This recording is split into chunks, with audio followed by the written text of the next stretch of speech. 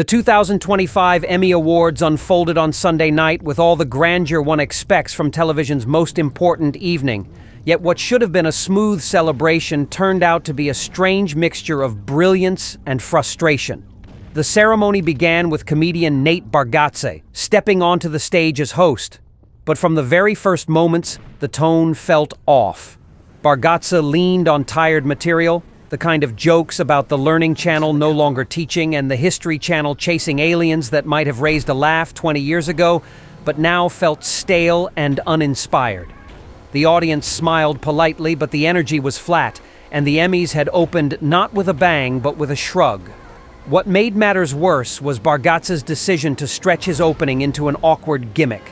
He announced that he would donate $100,000 to the Boys and Girls Clubs of America, but with a catch. Every acceptance speech that ran longer than 45 seconds would reduce the amount. As the evening wore on, graphics appeared on screen showing the fictional donation total dwindling, while winners attempted to thank their families, collaborators, and audiences. Everyone knew the full amount would be given in the end, yet the effect was not funny, but cruel, as if the night's most emotional moments were being penalized for existing. Rather than focusing on the speeches, viewers found themselves staring at a countdown, their attention stolen away by a joke that overstayed its welcome. The awkwardness of the evening did not stop there.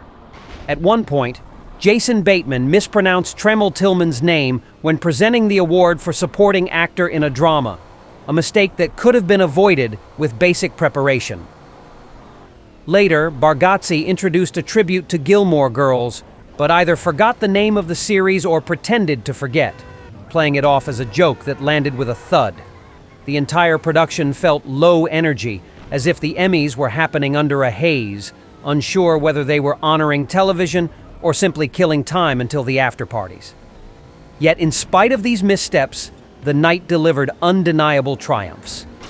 3 shows in particular dominated their categories: Apple TV Plus's The Studio in Comedy, HBO Max's The Pit in Drama, and Netflix's Adolescence in the limited series race.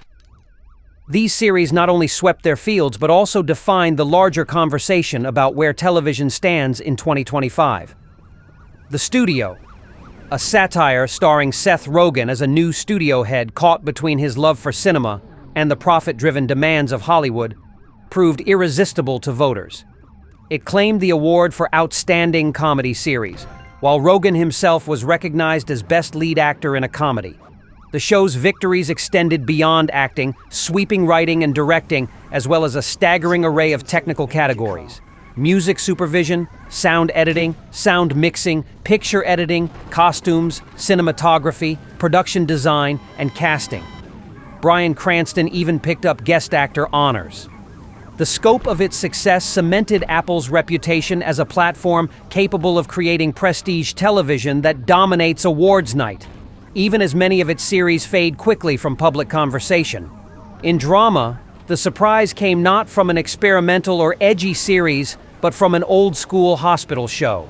The Pit, led by veteran actor Noah Weil, embraced a structure long abandoned by prestige dramas: 15 episodes in a season, ensemble storytelling, and realism rooted in character rather than flashy anti-heroes. Its victory as Outstanding Drama Series was accompanied by a lead actor trophy for Weil, a supporting actress win for Catherine Lanassa, and recognition for guest actor Sean Hattasey. At the earlier Creative Arts Emmys, it had already picked up awards for casting in other technical fields. For an industry that had nearly written off the traditional network-style drama, The Pit demonstrated that audiences and voters alike still value grounded storytelling told at length. And it raised questions about whether the era of short, tightly curated streaming dramas might give way to longer, more expansive seasons again. In the limited series categories, Netflix's Adolescence swept the field. The series captured every award except lead actress, which went to Kristen Milioti for her striking performance in The Penguin. Netflix had 3 of the 5 nominees in this category, with Black Mirror and Ryan Murphy's Monsters also in contention. But Adolescence emerged as the crown jewel, reaffirming Netflix's dominance in anthology and limited storytelling.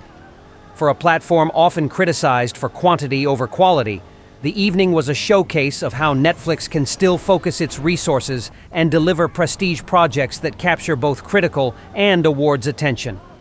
Not every win belonged to these three juggernauts, however. There were moments of surprise and delight that gave the evening some of its heart.